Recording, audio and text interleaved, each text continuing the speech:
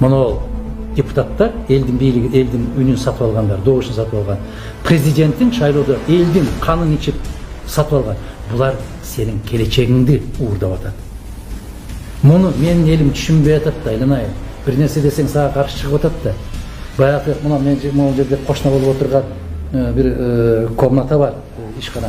Ошол жерге 15 журналист алышты. Кудайдын куттуу күнү бирининди жалдап алып, Кудайдын куттуу күнү модумарды каралап отурасыңар деп ушуларга айлык төлөп атат. Булар түшүнбөй атат. Мени каралаба. Сен садагам, сен өзүңдүн келечегиңди жеп атасың.